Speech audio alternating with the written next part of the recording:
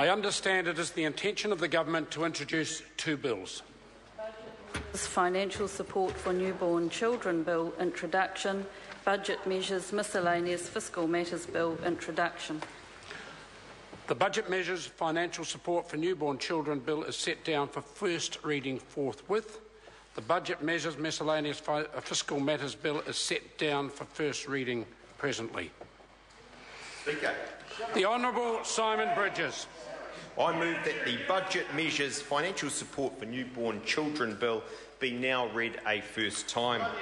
Mr Speaker, the Government is committed to doing its part to give children the best possible start in life, and this bill represents part of a considered and responsible package of measures which will help to reduce some of the stress placed on families when a new child arrives.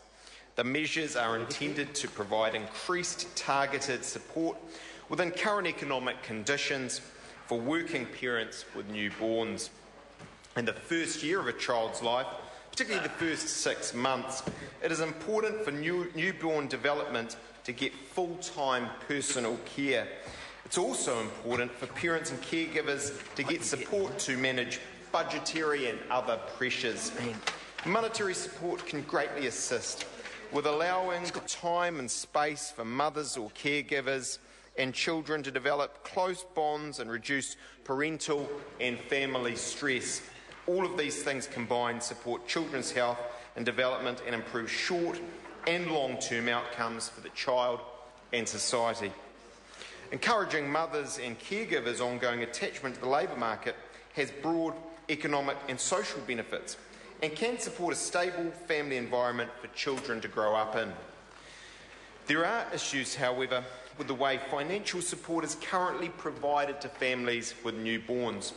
These issues can contribute to poor outcomes for children and make it difficult for some working parents to stay connected to the workforce after taking time out to care for their children. The Government is introducing this bill as part of a suite and a range of measures to enhance the paid parental leave provisions and the parental tax credit to ensure families with a newborn are supported to give that child the best possible start in life. Before discussing the proposals in the bill, Mr Speaker, I'd like to take the opportunity to talk about the other measures this Government will be consulting on in the near future that are related. These measures are aimed at broadening the number of people that will be eligible for paid parental leave and making the system more flexible for families. It is important to ensure New Zealand's parental leave framework better reflects modern working arrangements and today's diverse family structures. The measures proposed will be consulted on with stakeholders later this year with the intention of being implemented on 1 April 2016. For example, people with permanent guardianship arrangements that are not formal adoptions under the adoption law are ineligible for parental leave.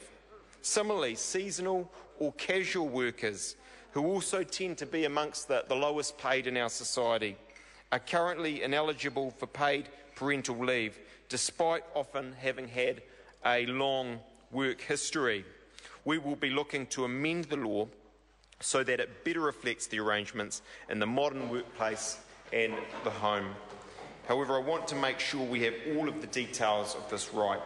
We will be talking to people far and wide over the coming months to make sure we have a fit-for-purpose piece of legislation to introduce to this House. Mr Speaker, the bill before the House today makes changes that we can put in place now to help parents with newborns.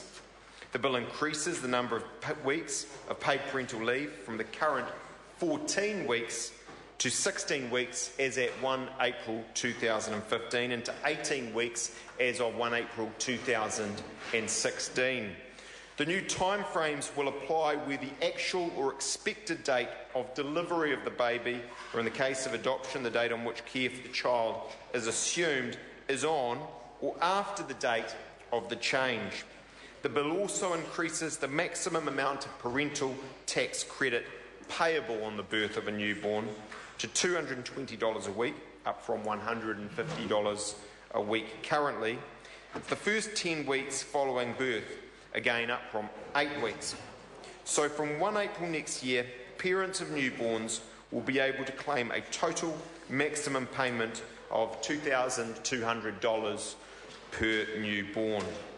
The bill also changes the abatement formula for the parental tax credit so that it is abated against each dollar of family income earned over an entire year rather than the period the parental tax credit is paid. This change means that the parental tax credit amount will reduce faster as income increases. It brings the effective abatement rate for the parental tax credit in line with the abatement of the family tax credit and the in-work tax credit. This will better target parental tax credit payments to lower and middle income families, ensuring that they receive a greater slice of funding over time. The total fiscal cost of both the extension of parental leave and the changes to the parental tax credit is more than $183 million over 4 years. Additionally, we will be spending a further $30 million to increase eligibility. These changes, alongside other measures in Budget 2014, will help to improve lives for families and children while also being fiscally responsible and recognising current economic conditions. I commend this bill to the House.